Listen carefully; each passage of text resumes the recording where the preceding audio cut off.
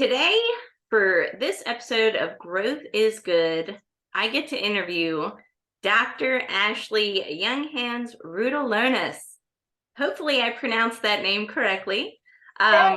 Yes. Dr. Ashley is a clinical psychologist and a mom and just an amazing person. And I am just so interested to hear in your both professional growth story as well as your personal growth story, because I know you have a very unique story. And it's rooted in, your psychological background. I know you worked at the Mayo Clinic. So lots of really interesting experiences. You're also a mom, but then you're also a business owner. Yes. So lots of really interesting background that you've had just throughout your career, it seems. But I would love to hear, how did you get into psychology, Dr. Ashley? I like many young adults in college, I had no idea what I wanted to do. Had multiple majors, just had not. I hadn't found the right fit for myself. And then I took my first psychology course, and it really was one of those light bulb moments where I found an area where you can have a focus on people and people's stories while also having a focus on science and ongoing research and really evidence-based good practice. And so for me, it was that integration that got me very excited. And having around that time a family member who had interactions with a psychologist in the hospital, and hearing just what peace really they experienced through working with that mental health professional. And then here we are. Back in when I discovered it, I didn't know at the time that I'd go on to a master's and a PhD, but I've been fortunate to be able to follow that course. That's amazing. And so it sounds like something that you're really passionate about. And that's what any kind of business is, right? It's solving problems for someone else. So what kind of clients have you helped in the past? Or either clients have you helped in the past, or situations you've helped your clients overcome? I think that's a big one. As we think about growth journeys for all of us, we have oftentimes these limitations that we don't even realize, or these patterns that repeat within our lives that prevent us from going often to that next step of growth that we want to realize. Do you have any great stories like that of problems that you've helped clients overcome or achieve to kind of go on to greater success? Yes, certainly. You asked with who I've worked with, and their stories. And so my really clinical practice and research practice at the time began in hospital settings, where I was able to work with kids who had chronic illness, families who were adjusting to some of those things, like a lot of chronic pain, a lot of and you oftentimes think about those sort of medical concerns. You mentioned I worked in the Mayo Clinic, and I've worked in a number of other hospitals where we think, here's my physical health, right? And here's my mental health. And I see two different doctors. They're covered differently by insurance. We talk about them differently in terms of stigma. But the reality is they are so intertwined.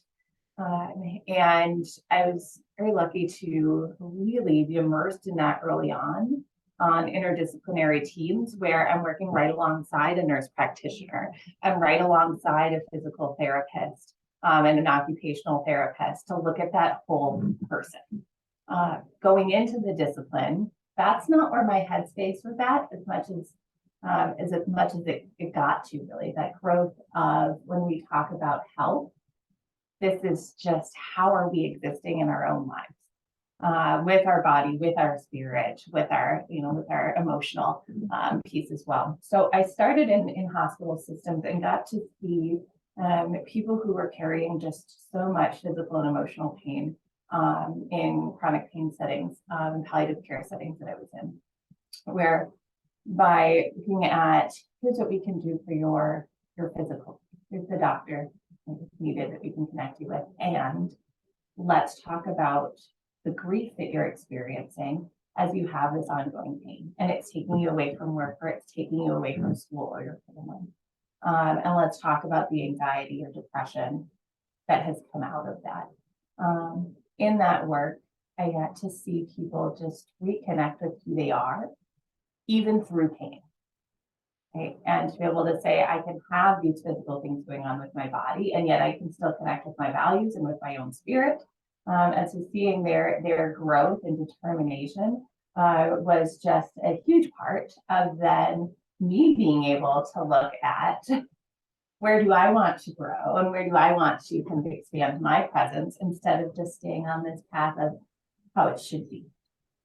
I love that. And it sounds like a very holistic approach. It's not just about one thing. Right. It's about how to improve all aspects of your life. Yeah. And Yeah. I think that is so key, because so many times we focus on that one symptom and then neglect to realize all of these other things that are also impacted in our lives, right? But one of the things that you said, one of the words I picked out was present. Kind of being present minded a lot, too. So that's very interesting. Our mentality, the way we see things, often has a huge impact on, again, how we perform, how we get better, how we grow. And that it all kind of starts in here, doesn't it?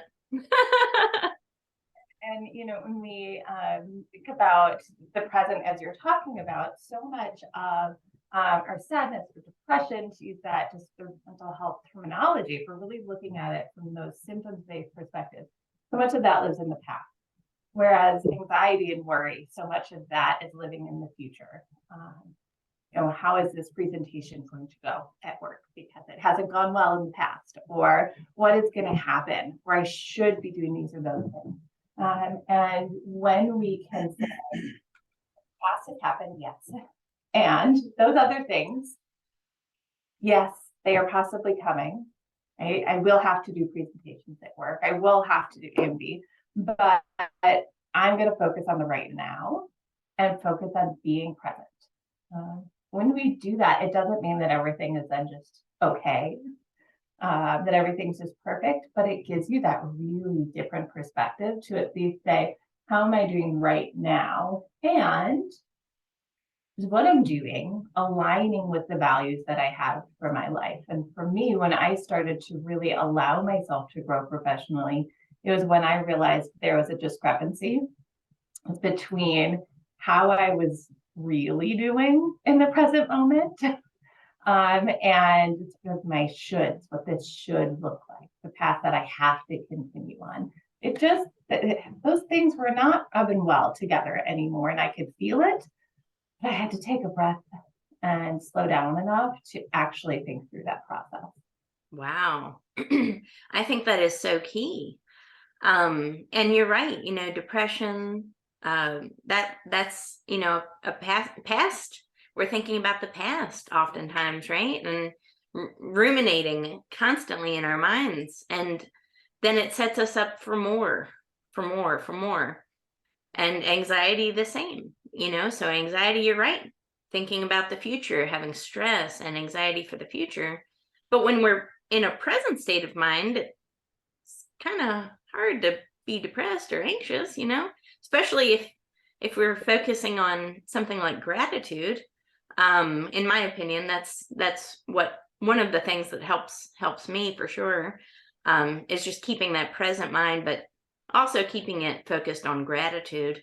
I've been there. I've suffered from depression and anxiety, and it's not fun, right? I think a lot of people are suffering in silence. And it's a real shame, because I think so many people think that they're alone in their struggles, and they don't know how to reach out for help. And they almost think of it as a weakness when they do. But it's not, is it? It's not a weakness, is it? It is not. And one of the things that comes through in research, and one of the really my areas of passion, is that somebody can be incredibly driven, and we can love our work. Many times there's a perfectionistic piece to it as well, because we are just so immersed in work that we do. Well, I was leading a team of mental health professionals who were in over 30 hospitals doing crisis evaluation. And then COVID hit. And I loved that job, and I really wanted to do it well. There was a lot on the line. I mean, literally, people come in 24/7. These emergency departments who are suicidal, who are just having a lot going on in their lives where they're reaching out for help. And in that setting, I felt like, well, of course I have to push. I always have to push hard here. This is a huge responsibility, and I took it very seriously. But what that led to, it was some of that anxiety or low mood coming up because you are pushing, not sleeping enough, wanting everything to be just right, not spending enough time with family, and not having a lot of autonomy at that point either. You're not on your own time schedule at all in that sort of a workplace. And so even when I was living in the moment and being very present, there was stress, there was anxiety, right? There was a lot going on. So I could care, I could be present, and it still wasn't working. And so just again, slowing down and saying, how am I doing? Okay, I'm anxious, I'm depressed, I'm also excited, I'm happy, and all of these things can exist at the same time. But then saying, is this doable? Can I even continue this, even if I do have periods of time where I enjoy it? For me, I couldn't continue it, and still remain a happy, healthy individual who's present for my son and my husband. Absolutely. And that's so key. How are you doing? And is it sustainable? Is it something that you can continue at that same clip? And for most of us, it's not, right? Like, especially high achievers. I'm guilty. We push, push, but yes. self aware here. We push ourselves to that limit constantly. And if we're not asking ourselves that simple question, how am I doing? How do I actually feel? Am I stressed? Am I anxious? Am I depressed? Then it's not working. We're not working towards our goals. We're not being present minded. And it's so powerful. Yes. And we're also, I mean, if you want to look at it from a slightly different perspective, we're also not then being great, business owners, leaders, staff that we want to be, because that sort of burnout then reduces retention. If you're thinking about your own staff that are burnt out, it increases mental health difficulties. When we're at that point, we miss more work because of mental health and because of the physical health that then is impacted by being so stressed or being so burnt out. And so we are, from a human perspective, there is reason enough to have these conversations and normalize the conversations and normalize making a change in your life to align better with mental health. But there's also that business perspective that you can put in there, where there are financial, right, organizational reasons to have more of these conversations and really align how we're working together with what is best for taking care of our bodies and our mental health. Absolutely. And our families, like you mentioned. And I know you're a mom. So how was all that stress impacting your family life? I'm sure it wasn't the greatest. And I know your child suffers from a heart condition. Is that correct? It's and it's something that, so I did my fellowship and then was a professor at the Mayo Clinic when I was pregnant and had my son. No time to slow down there. Literally in the office late entering in data the night that I went into labor. But this is a growth. I'm not trying to laugh. I'm laughing with you, Dr. Ashley. Yes, I understand. I'm trying to grow that way. But that was kind of the situation that he came into the world into. And then, we found out what was going on with his heart. We had to go back to the Mayo Clinic for open heart surgery for my son during COVID. And all of those pieces put sometimes a different perspective in my life on the time that we have and the attention that we need to pay to our kids. Every family is different and every working mother is different. For me, it meant I had to slow down as a parent, but it also uniquely put me in that spot of here I am working in a hospital system where my son is a patient, then went on to kids, pediatric pain and palliative care, doing some work in that area. And once I was honest with myself, I loved that work. I loved those kids and families, but I could not be the parent to put them in that system and the psychologist there. Since that time, I changed the environment. I didn't change until this past year, looking at a trajectory of busy because I'm climbing the ladder, and I got my PhD, right? I spent all of this time, sacrificed many things to get it. And in my mind, that was just the logical next step. But there was a time I was working in that position where I was overseeing work in emergency departments. And I was working, doubles where you're working overnight and during the day as well, and filling in gaps where needed. My son said to me one night as I was working from home, he said, "Mom, you're always in a meeting now. Can't we spend some time together?"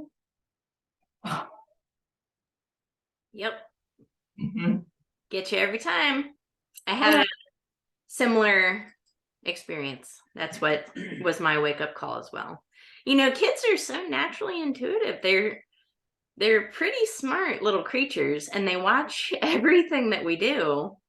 And for me, I was burnt out, stressed, anxious, depressed, etc. Corporate work environment. And my daughter said to me, "Mom, you never smile.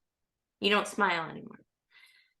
And at first I was like, "Oh, what do you mean I don't smile anymore?" I wasn't smiling, and I didn't honestly know how long I hadn't smiled. And you're raising these children, and they're watching you and they're seeing what you do. And then that equates in their minds to, my mom's not happy. I can't make my mom happy. Being an adult sucks because no matter what you do, you're not going to be happy. So they're watching, and then they're learning these things. And for your son, it was, you're working so much, we're not spending time together. So that was a big wake-up call, wasn't it? It was. And I love your point so much about, just how they're seeing us as adults, because there's a lot of things that go along with being an adult that we don't all love. You're not going to love all of it, but I felt like I was leaning into that side more of the stress, the work, the always exhausted versus, as an adult, you can eat ice cream for breakfast, or that's ridiculous. But there are these pieces of life and just those little pieces of joy that, looking back on it, I wasn't modeling those, and I wasn't seeing those in him as much as I really want to. But you're then in this point, right, where it's, I'm in meetings a lot, but that's what this job is. And I can't do this job without doing those things. There's flexibility in some jobs. In some jobs, there's not. Right. And if I was going to do the job in the way that I wanted to, it wasn't going to work. And so I ended up leaving that position and going to going to another one that was not a good fit for me, in very different ways from that first one, was not a cultural and values fit that I could maintain. I knew that fairly early on in the position, though. So what I did at that point is I started seeing my own psychologist, and I started working with a career coach, because both sides needed attention for me. I knew I had some work to do on my mental health, my stress level, how I was coping with it. But I also knew this professional path is not serving me or my family in the way I wanted to. And that's what that coach really helped with. And I'm happy I did both. I'm happy that I said, here I can work on this side of things, and here I can work on what I'm bringing to the table with my mental health. I love that. And you found something that fit your core values, which is something I truly believe in. And you have to find something that serves you. Yes. You have to find, because otherwise you're going to be like so many people right now. And this conversation is very important, because right now on LinkedIn, there are untold number of green banners out there. There are people looking for work. But the last thing that you want to do is to jump into another company and be equally as dissatisfied or more, because there's not alignment with what suits you, with the life you want to live, and your core values. So it's really important, because otherwise it's going to be job to job to job. And then we're going to wake up one day and say, I've never accomplished what I wanted to accomplish. So it is important sometimes to get that coach, to get that guide, to, just help take you to that next level of success. Because honestly, when you have somebody that you work with that can look at something at a 10,000-foot view, I say, they see all the intricacies that sometimes we overlook and just don't see because it's our life, right? We're ingrained in it. So having somebody else that kind of has that perspective does help, shift a lot of our patterns and thoughts and actions. But I think that's so key, and finding something that, again, aligns with your values. Could you talk a little bit more about that? Because I preach values constantly. I openly talk about my core values happily, because when I talk about my core values, I attract aligned people. So it must be the same for a job seeker, I would think, right? Do you have any insight on that? Yeah, I was very, did a lot of work from a clinical perspective on women with their goals and values alignment. Over time, I've trended more towards what are our values telling us, rather than what are the goals on your to-do list. I realized that I had gotten so far away from just putting words to my own values, even though I was doing that work with other women all the time. I was not digging into, so what are these things for me? I did kind of on a surface level. I could say I was spending time with my family. Okay, great value. And how's that showing up in my life, right? Or I can value knowledge and input and continuing to learn and grow, which I do. And how is that showing up in this job, and can it? So I spent time, pen to paper, what are my values? I spent time just on full days saying, what am I doing that really gets me out of bed and brings me joy? What am I doing that I really just despise, or what sort of situations are just not a fit with me? And then what am I doing that's somewhere in the middle? Because let's face it, that's work, right? There are things in the middle that we aren't going to fall in love with that have to get done. And then I also did a challenging exercise where I reached out to people in my personal and professional life bosses from past jobs, colleagues, friends from graduate school, and ask them some questions about, what do you see as my strengths? What do you think I bring to a team? Also ask for constructive feedback. But I was at such a low point in my confidence that I needed the extra piece to just see through the own fog, right? That was in front of my glasses, and realized, I value curiosity and knowledge seeking and working with women and being an advocate. And that really helped me say, I value those things. I'm not going to get them in this professional space.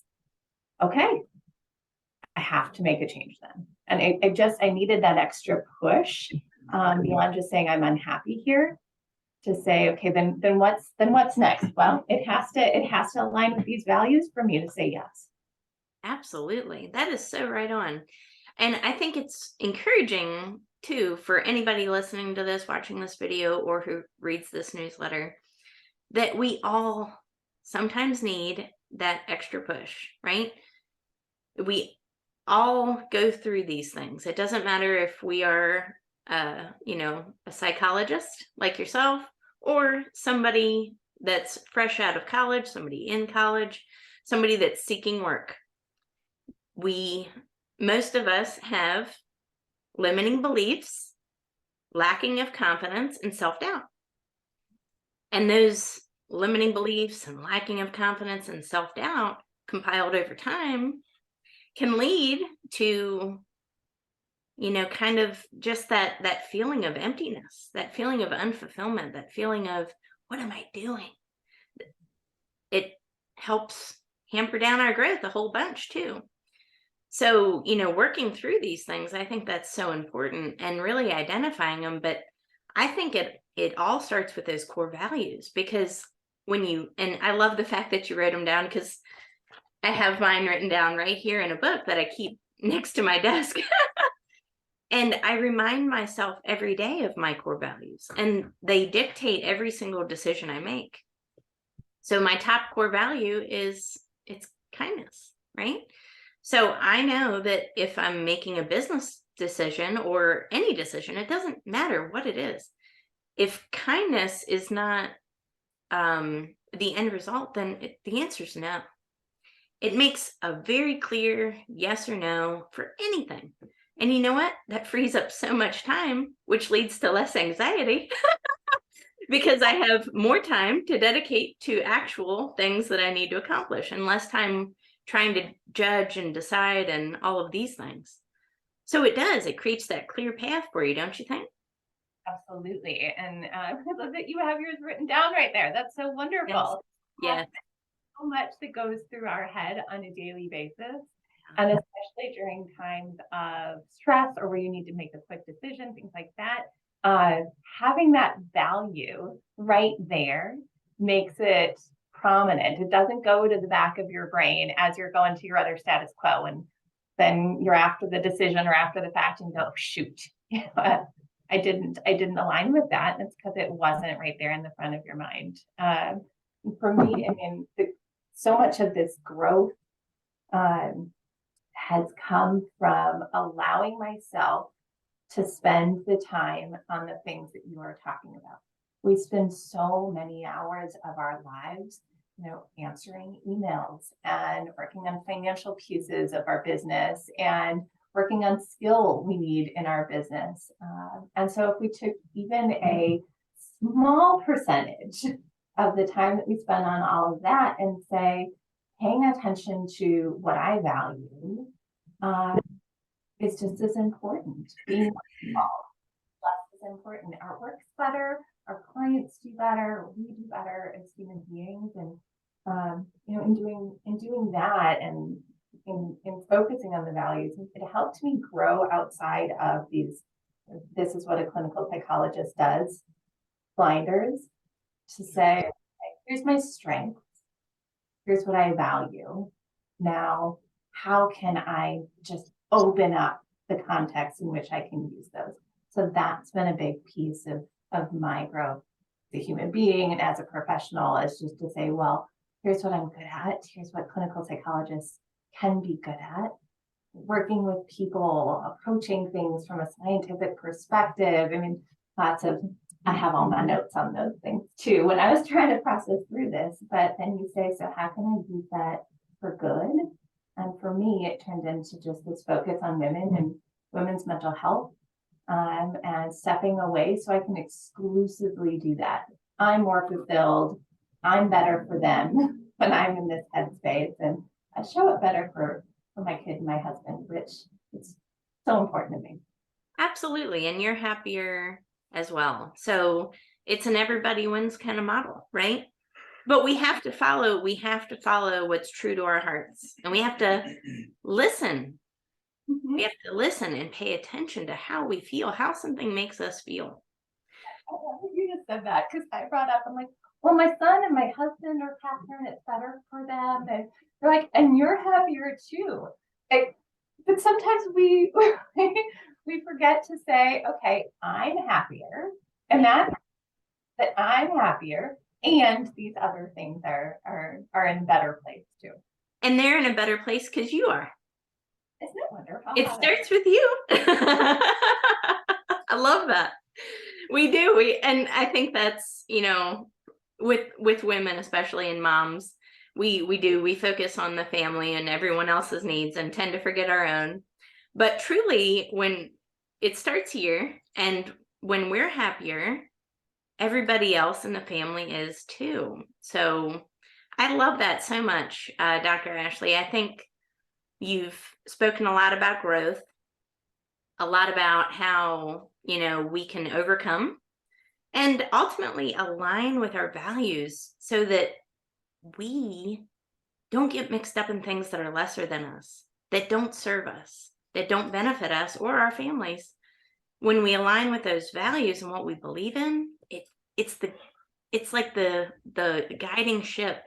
It's the light that takes us on that path that we ultimately are best suited for and happiest when we are experiencing it. I think that's so key. But thank you so much for this lovely interview. I think this is going to help a lot of people. But I will make sure to include all of your links as well in the newsletter so that people can reach out to you. But I think, give us just one takeaway that maybe listeners can have so that they can better live their lives starting today. Is there one piece of information or guidance that you have for people? It's really in line with what you're passionate about and with what we've been discussing, which is maybe not during the holiday season because everybody's swamped. So give yourself some grace with that, but create time, whatever you can manage. Doesn't need to be a full day. Create time to put pen to paper or fingers to keyboard to begin to think through not just what are my goals, what's on my to-do list, what project do I need to finish. Put pen to paper with what do I actually value? In other words, how do I want to live my life? For you, it's with kindness. Yeah. That's check off a to-do list. It guides your whole day, or it can. So listeners can ask for help with this. You don't have to know how to do this by yourself. Yep. But start to give some time and attention to what you actually value. And once you figure that out, that can be a wonderful guide to all the rest of your decision making. I completely agree. It's the first exercise I take clients on when I work with them. What are your top 5 core values? If you can't think of 5, think of 3. And write those down and put it on pen to paper, because when you do, it becomes real and it stops being all trapped in here, and then it becomes a tangible piece that you can rip off and put in your back pocket and carry with you if you want, and let that guide your decision-making process through everything that you do. I think that's so key. But thank you so much for the lovely interview today. It was a pleasure. And I look forward to more conversations with you. Do I? All right. Take care. We'll talk soon.